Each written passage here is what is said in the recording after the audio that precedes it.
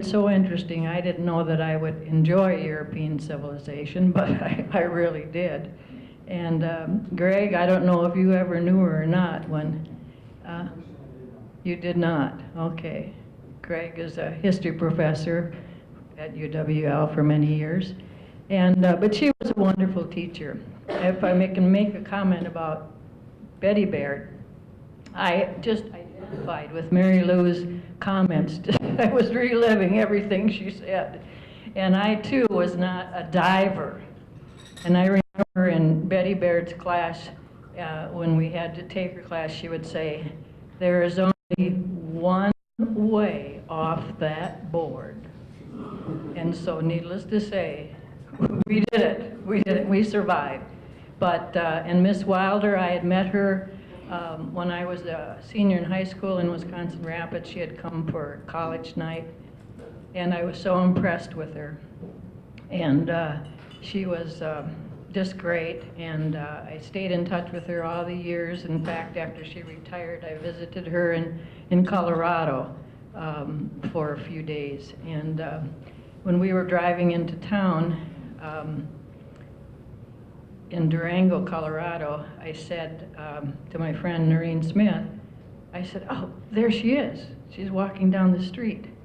And so we stopped her, and she said, oh, come to the house, come to the house. And she said, do you know, I was just coming from the Chamber of Commerce meeting, and did you see that those tennis courts that were built up on the edge of town? And now when you go out the other edge of town, there's a swimming pool, and we've been working on those things all summer long, all year long. And so those were some of her accomplishments that she was I'm taking up your time. You made a mic. That she was working on, but it was just great. The wonderful professors, and I'm so glad this is being done in honor of those 4 women. Thank you, Dave. I can tell you, I can relate. Thank you, Pat, for giving us, you know, it's kind of neat to have somebody that actually was in the class with the situation with Myrtle Trowbridge. One of the things is I read some of the materials on her that I could relate to. She would hire some of her students that were financially not well off. And one of the things that she did every day was they had cocktails in the afternoon at 2 o'clock. I mean, this is not ginger ale, this was booze. And the one that wrote about it, he was a veteran too, and he said, boy, I sure like those cocktails in the middle of the afternoon. Okay, let me see where I am here. Apparently, one of the other things that I found interesting was that this is a description. Frankness was never better personified than in the person of Miss Trowbridge.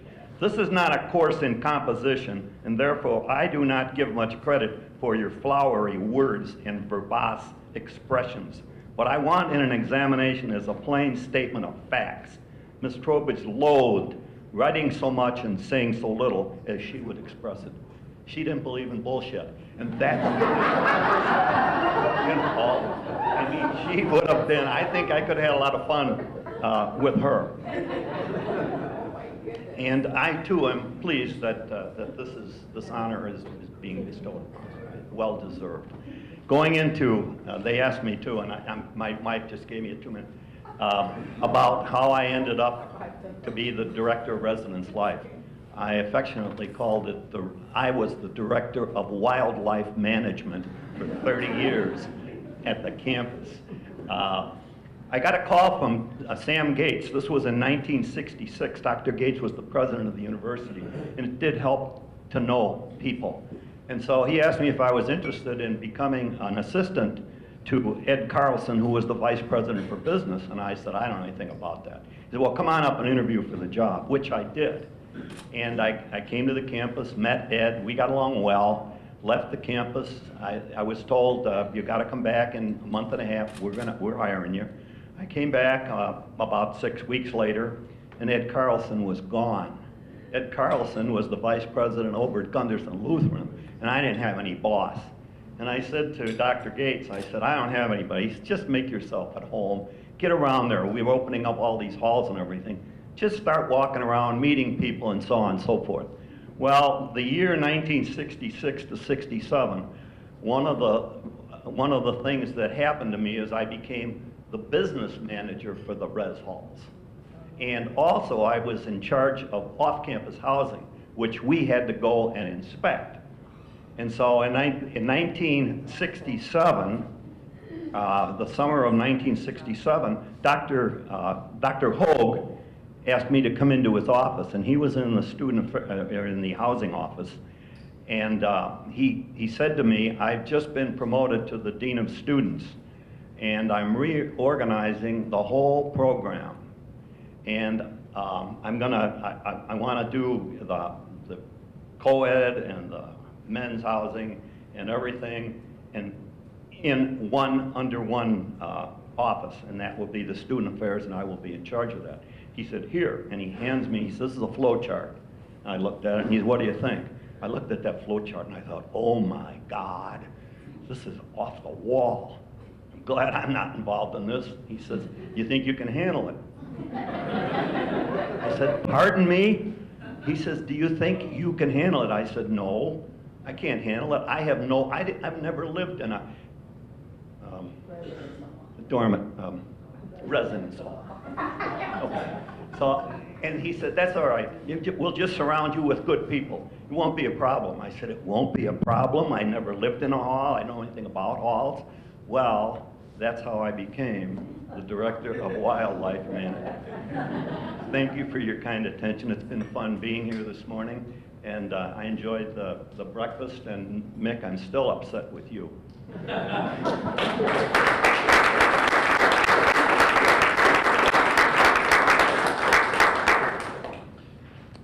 You didn't have to retire, Dick. Retire? I thought it was retarded. No.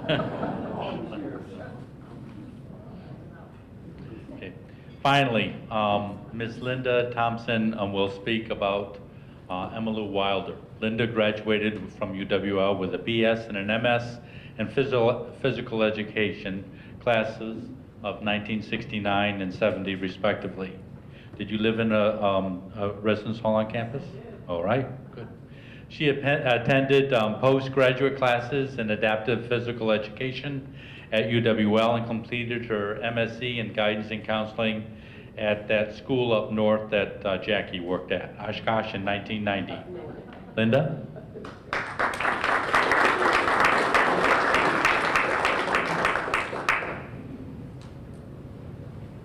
Hi. I'm so pleased to be involved in the celebration of these wonderful women. Miss Emmylou Wilder is a woman whose history is larger than life, and when I got a call to speak with this group for a few minutes about her, I had to go back to my master's thesis, which I wrote in 1970, a while ago, and it was called Emmylou Wilder, She Came to Teach. I was so overwhelmed with rereading the thesis, I hadn't looked at it for a while, and I went through many of the letters that I received from Emmylou Wilder, and it brought back a lot of fond memories. So I'd just like to fill you in a little bit on her background and her history.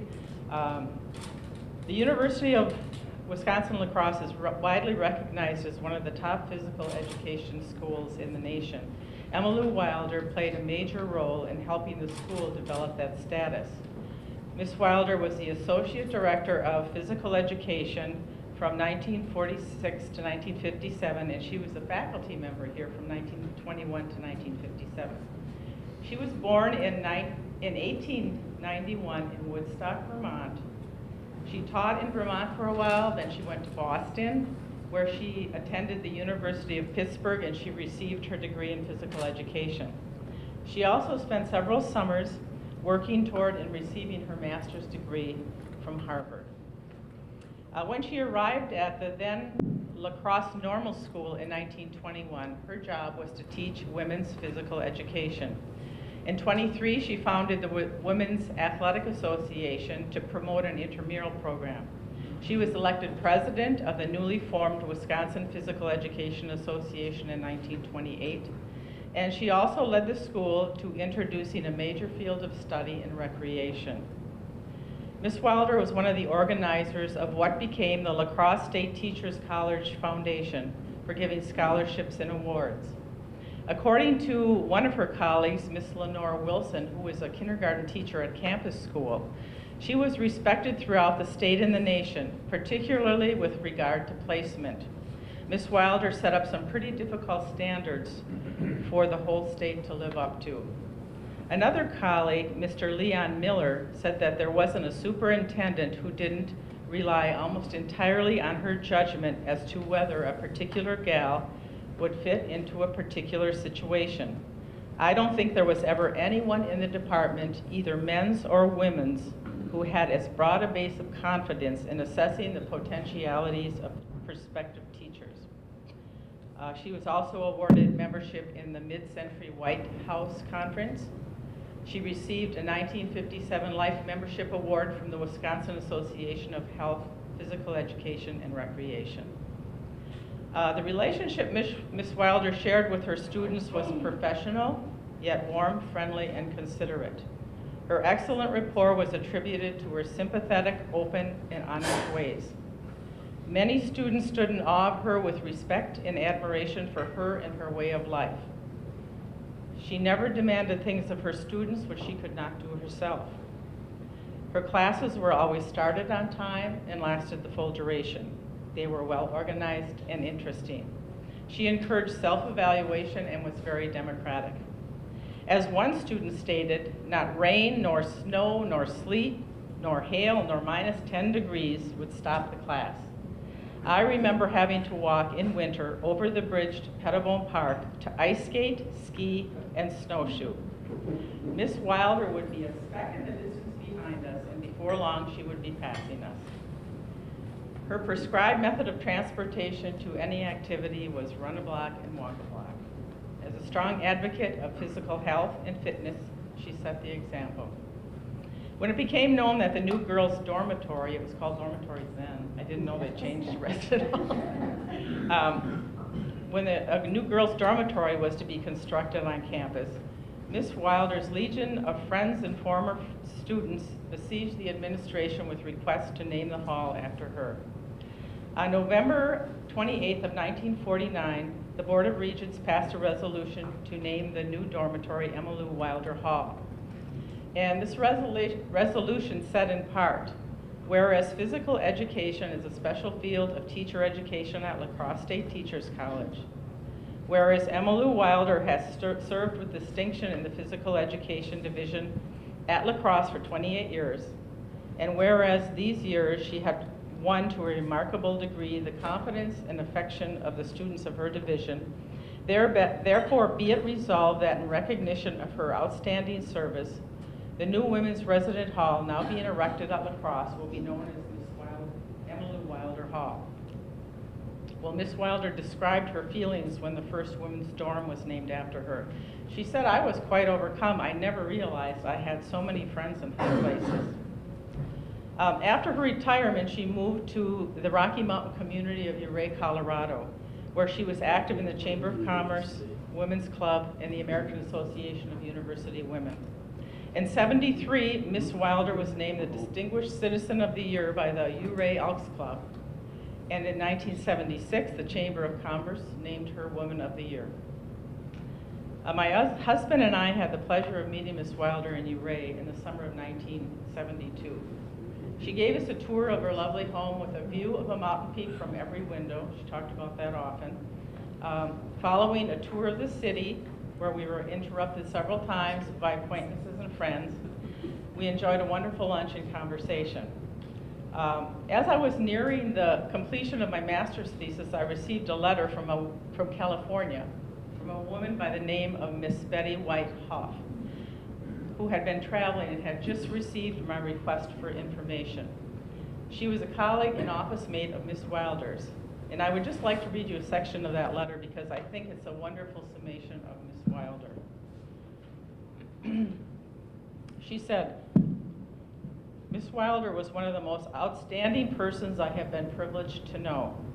Her mastery of her field, her great stamina, and her deep interest in young people made her perfect for her position. I often wondered if the students were aware of the many hours she spent preparing them so they would be successful in the field, and the endless amount of time she devoted to trying to find just the right position to ensure their success. She always gave of herself beyond what is normally expected in order to help students. Along with her professional duties, she also had time to live a full social life. She was a gracious hostess and entertained often. Her parties were always well attended, for she was one of the best cooks on the faculty. She had a keen sense of humor and was able to roll with the punches, even when others were ready to give up. She was a loyal friend, always ready to come to one's side when needed. I have always felt that being able to know Emma Lou Wilder was one of the real blessings in my life. To me, Emma Lou Wilder was La Crosse State. Miss Wilder died on July 30th, 1980 in Ouray at the age of 89.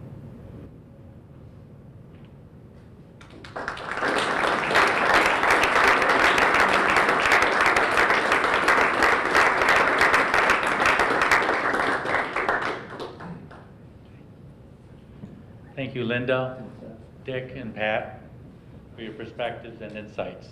When Eagle Hall was built, in keeping with the learning part of the mission statement, we did provide 2 classrooms and this programming space. On a side note, for you trivia people, the occupancy for this room is 499. If we said 500 people would be down here, different building codes would go into place, and it would have cost us a tremendous amount more dollars. In addition, this space was an add-on. To keep costs low, we didn't include this. But because of the construction climate at the time, we were able to provide this, in my opinion, needed space. We weren't in this building long. When we occupied this building in 2011, the central staff was meeting at one time, and we had some informal conversations going on. And we decided that we needed to name these rooms as opposed to be Classroom A, Classroom B, or the multi-purpose programming gathering space. So returning to our mission statement, and out of respect and acknowledgement of the learning that occurs in our residence halls, and in being respectful for the namesakes, we internally and informally named the rooms Baird, Trowbridge, and Wilder. And this was the Wilder space. I am pleased that recently, along with many of you, that the decision has been made to recognize and honor these 4 individuals with the formal naming rights of these important living learning spaces. It's my pleasure to call Greg back to the podium to conduct the formal naming process. Thank you, Dr. Nick, and thank you all presenters for sharing that background for us. A couple announcements before I turn it over to Joe for the actual process here. The students who are in the room are more than happy to give tours of the hall if you would like after breakfast is over, so please, where would you like them to meet you? Okay, so meet in the back of the room if you're interested in getting a tour of the hall. Also, a reminder that next month's program, October 6th, we'll have Joe Heim here, and I think you can probably guess why Joe Heim is going to be here, because November is going to be a very interesting month on the political scene. So,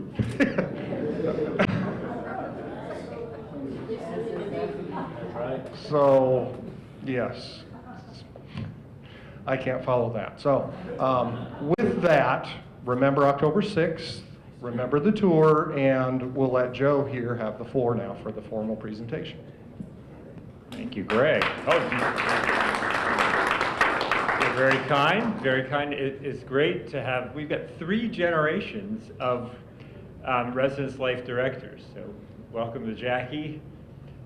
Nick, where did you go over there? I came up to him and I just, move-in day is tomorrow, and you're gonna come in? I don't know. You know, every time I've done move-in day, Nick's there, and I think that he, wants to kind of keep out of our way, maybe. And he said, "No, I won't." And I said, "What are you gonna do?" He said, "Oh, things that normal people do on Labor Day weekend. And I thought, yeah, so you deserve that. And, you know, hope you are successful in that. But it's got to be, I mean, I also said, probably the first time in your adult life you're not doing a move-in. So, and Dick, it's always a pleasure to see you. And I was reflecting, knowing a little bit about the history, coming in '67 and '66.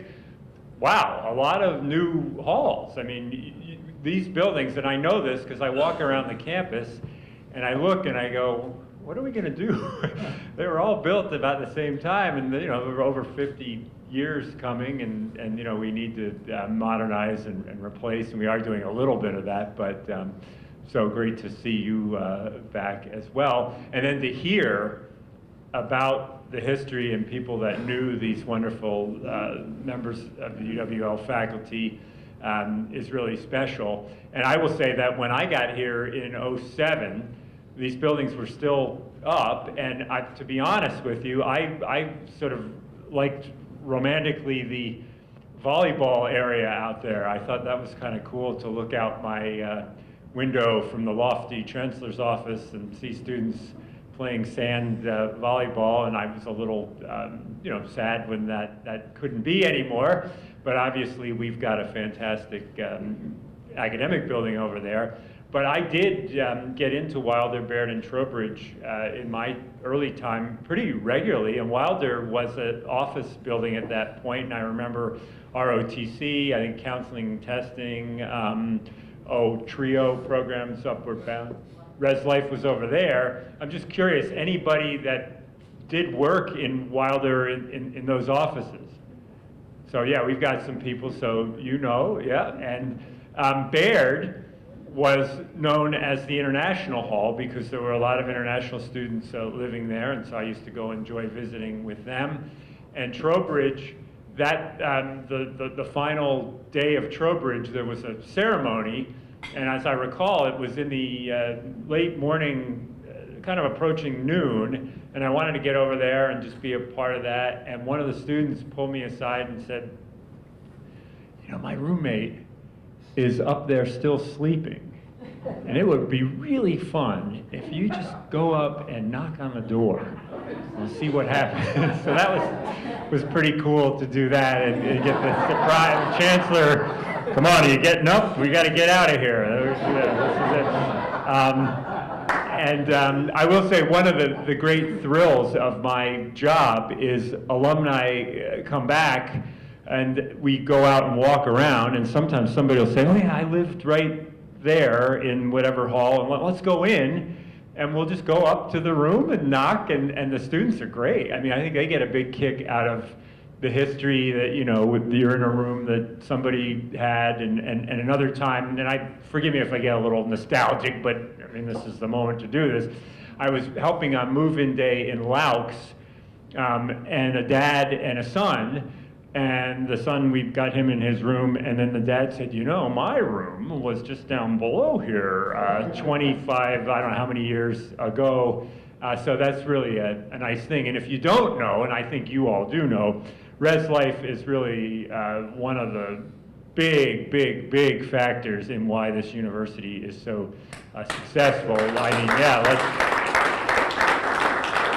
it really provides a great learning environment, and you know, frankly, if you do the math, the students are in the res hall probably more than any other place, including the classroom on the campus. So it is vitally important, and we've been had great leadership. And Jackie, the bar's set high, so I don't want to scare you there. But and our people get recognized. And yesterday, I was thrilled at my opening remarks to introduce the Academic Staff Excellence Award winner, and we've got several hundred academic staff, so the one who's the best is sitting right here in the room here, Troy Richter, Assistant Director of Res Life. Congratulations. Very proud of that. And you know, I said yesterday, I'll say again, I was talking to Troy upstairs once, and he's like, look at this photo, and he's got a better photo with President Obama than I do. And I got the, you know, kind of the official, and I said, how did you get this? He said, well, they, you know, wanted the people who really did the work there to get some time with the man. And then, can I tell this other story? I didn't tell it yesterday, but the Secret Service, they came and they needed somewhere to stay, and they stayed here. And how many people was that? About 70. And this is like, you get a phone call and they're coming tomorrow. You know, I mean, they don't mess around with this thing. And so you all in Res Life really did a great job of accommodating them. And at the end of it, Troy told me, they said, like, we're going to need you to come up to the room for some debriefing on this. So he goes up there, and it's like, have a beer. You know, they were, it was all over, which is so nice. And yeah, so I'm just so, as you can tell, very, very proud of what we have in Res Life, and hope that we just keep going strong, and I know we will. And boy, there's a lot of competition. I was just over at the Aguilera new apartments, and Marvin Wanders is a great developer and one, you know, really does it right. But I said, boy, we got to, you know, now keep up with the rest of the world. So this building we certainly have, and we look forward to doing a lot more. All right, so I probably said too much, but it seemed like a good moment to do that. Now I'm going to have the honor of unveiling the plaques that will be mounted on the walls to honor Baird, Wilder, and Trowbridge. And I don't know which one. This is like behind door number 1. Okay.